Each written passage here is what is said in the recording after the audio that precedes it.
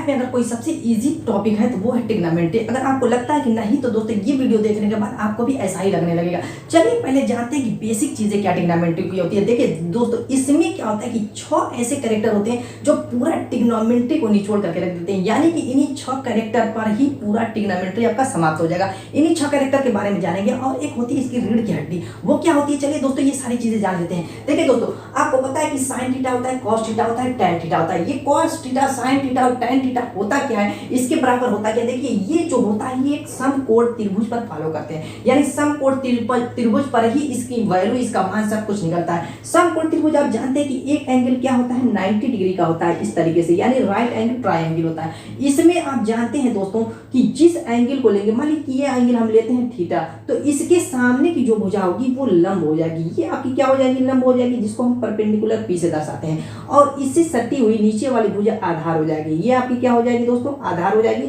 जिसको हम क्या कहते हैं, बेस कहते हैं। और ये आपकी हाइपोटेनस हो जाएगी, यानी कर्ण हो जाएगी, जिसको हम एच से दर्शाते हैं। इतनी चीजें मालूम हो गई दोस्तों। क्या होती है, जिस त्रिभुज, जिस कोण की बात होगी उसके सामने ही वाली भुजा को लंब लेंगे। जैसे मान लीजिए कि अगर ये आपका एक त्रिभुज है, ये अगर आपका त्रिभुज है, ये आपका 90 डिग्री, अगर हम इस एंगल को लेंगे, इस एंगल को अगर थीटा लेते हैं, तब ये लंब हो जाएगी और दोस्तों ये आपकी आधार हो जाएगी। इसलिए हमेशा इस चीज का ख्याल रखना, जिस एंगल की बात होगी उसके सामने वाली भुजा क्या होगी, लंब होगी। क्योंकि कभी कभी आपको यहाँ पे देखिए 31 डिग्री दे देगा और दूसरा अगर आपका 60 डिग्री एंगल दे देगा, तो अब यहाँ से अगर 60 डिग्री का मान निकालना रहेगा तो ये लंब का काम करेगा, ये आधार का काम करेगा। कर्ण तो हमेशा दोस्तों क्या रहेगा, कॉमन रहेगा। बस इतना जानना आपको बहुत जरूरी था, आप जानेंगे। अब चलिए दोस्तों यहाँ पर आते हैं। जो साइन थीटा होता है उसकी वैल्यू होती है लंब बटे में कर्ण के। क्या दोस्तों होती है, लंब बटे में कर्ण के, यानी कि P अपान H, परपेंडिकुलर अपन हाइपोटेनस हो गया। अब कॉस थीटा क्या होती है, आधार बटे में कर्ण।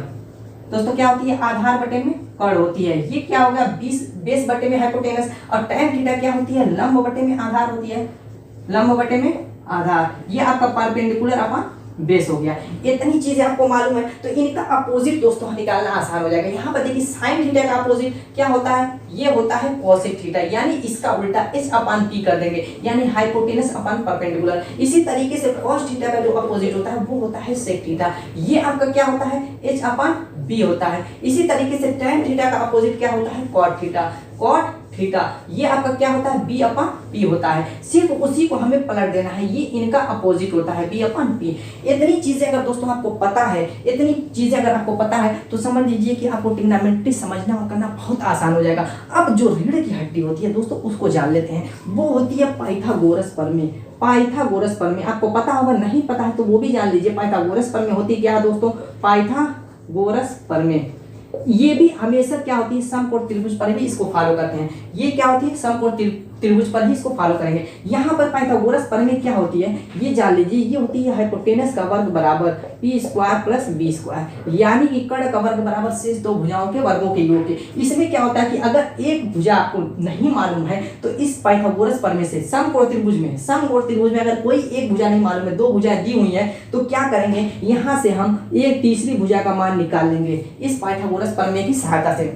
दोस्तों हमेशा ये जो समकोण त्रिभुज होता है ट्रिपलेट की तरह होता है। ट्रिपलेट का मतलब जानते हैं क्या होता है, मान लीजिए 3 हो गया, ये 4 हो गया तो ये 5 हो जाएगा। इस तरीके से होता है। जैसे मान लीजिए अगर ये 13 है, ये 12 है तो 5 होगा, यानी कि लंब और आधार का जो वर्ग का योग होगा वो तीसरी भुजा कर्ण बनाएगा। इस तरीके से ये ट्रिपलेट का काम करता है। तब इस बेस पे हम कुछ क्वेश्चन को चुटकियों में उड़ा लेते हैं। दोस्तों पहला क्वेश्चन क्या कह रहा है कि साइन थीटा बराबर 12/13 है तो tan थीटा और cos थीटा का मान बताइए। साइन थीटा की वैल्यू दोस्तों दी हुई है, आपको पता है कि अगर मान लीजिए थीटा है तो लंब बटे में कर्ण होता है। साइन थीटा क्या होता है, लंब बटे में कर्ण, यानी 12 और 13। अब पाइथागोरस प्रमेय से हम निकालेंगे वैल्यू, क्या होता है, कर्ण का वर्ग बराबर शेष दो भुजाओं के वर्गों के योग के। ये आपका बेस है, बेस आपको नहीं पता है, यहाँ पे 20 का स्क्वायर कर देंगे। अगर b बराबर करेंगे तो ये 13 और 12 इधर आएगा, माइनस हो जाएगा। 13 का वर्ग करेंगे 169 हो जाएगा, 12 का करेंगे 144 हो जाएगा, और ये स्क्वायर हटाएंगे तो ये अंडर रूट चला जाएगा, ये हो जाएगा अंडर रूट 25 घटाने पर, यानी कि b की वैल्यू क्या आ गई दोस्तों, 5 आ गई। ट्रिपलेट अगर आपको याद रहेगा तो ये भी निकालने की जरूरत नहीं पड़ेगी, आप बता देंगे। अगर ये 12 13 तो ये ऑटोमेटिक 5 होगी। अब यहाँ पर चलिए tan थीटा निकाल लेते हैं। tan थीटा बराबर आप जानते हैं दोस्तों क्या होता है, लंब बटे में आधार, यानी कि 12 बटे में 5। और cos थीटा बराबर दोस्तों क्या हो जाएगा, आधार बटे में कॉर्ड 12/13, यही दोस्तों आपका आंसर हो जाए। चलिए दोस्तों नेक्स्ट क्वेश्चन करते हैं ताकि सारे डाउट आपके क्लियर हो जाए। क्वेश्चन देखिए सीजीएल 2019 का पूछा हुआ क्वेश्चन क्या कह रहा है, cosec थीटा बराबर 13/12 है। cosec थीटा बराबर दोस्तों क्या है, 13/12 है। मैंने कहा अगर ट्रिपलेट याद है तो आपको कुछ करने की जरूरत नहीं है, यानी कि ये क्या है, साइन का उल्टा है। साइन का उल्टा का मतलब लंब बटे में कर्ण होता है, ये तो कर्ण बटे में लंब है। कर्ण आपका कितना है, 13 है, और आपका क्या हो जाएगा दोस्तों, लंब क्या हो जाएगा, 12 हो जाएगा, और तो आधार क्या हो जाएगा, 5 हो जाएगा ट्रिपलेट से। क्लियर है इतना, इतना तो आपको याद होना चाहिए। 12 13 वाला, 3 4 5 वाला, ये छोटे छोटे ट्रिपलेट आपको मालूम होने चाहिए। अब चलिए दोस्तों पूछ रहा है sine theta cos theta minus tan theta की वैल्यू क्या होगी, तो साइन थीटा बराबर क्या हो जाएगा, अगर ये एंगल आपका थीटा है तो लंब बटे में कर्ण यानी 12/13 हो जाएगा, प्लस cos थीटा की दोस्तों वैल्यू क्या हो जाएगी, आधार बटे में कर्ण यानी 5/13 हो जाएगा,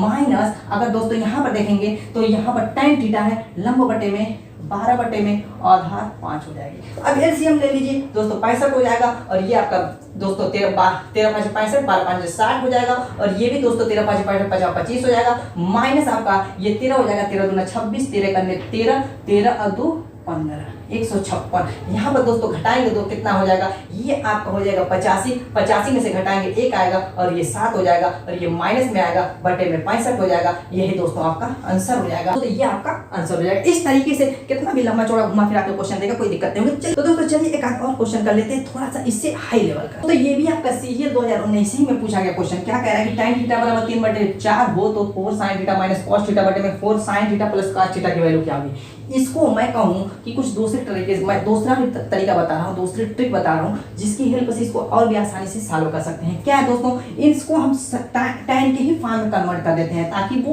राइट एंगल ट्रायंगल वाला सिस्टम खत्म हो जाए। किस तरीके से कन्वर्ट करेंगे, यहाँ पर अगर मैं cos से भाग दे दूँ यहाँ पर, तो दोस्तों ये आपका क्या होगा, sin थीटा बटे में cos थीटा, और ये cos खत्म हो जाएगा, -1 बचेगा। इसी तरीके से 4 sin थीटा बटे में cos थीटा प्लस 1 हो जाएगा, इतना हो जाएगा। ये देखिए आपका क्या हो जाएगा, sin थीटा बटे में cos थीटा की वैल्यू होती है tan थीटा के, क्या होती है, tan थीटा के, -1 बटे में 4 tan थीटा प्लस 1 होता है। क्योंकि जो tan थीटा की वैल्यू sin और cos के रूप में होती है, वो होती है sin थीटा बटे में cos थीटा। इतना जान जाइए, नहीं जानते हैं तो ये चीज याद कर लीजिए, tan थीटा बराबर होता है sin थीटा बटे में cos थीटा। अब यहाँ पर वैल्यू रख दीजिए, 3/4 इसकी जगह रखेंगे तो यहाँ पर गुणे 3/4 हो जाएगा। नीचे भी वही काम कर लीजिए, 3/4 हो जाएगा, 4 से 4 कैंसिल, 4 से 4 कैंसिल, ये आपका हो जाएगा 2, नीचे बटे में 4 हो जाएगा, 2/4 यानी 1/2 हो जाएगा। यही आपका आंसर हो जाएगा। तो दोस्तों उम्मीद है कि आपको वीडियो पसंद आई होगी। मिलेंगे ऐसी छोटी छोटी ट्रिक के साथ अपने नेक्स्ट वीडियो में, तब तक के लिए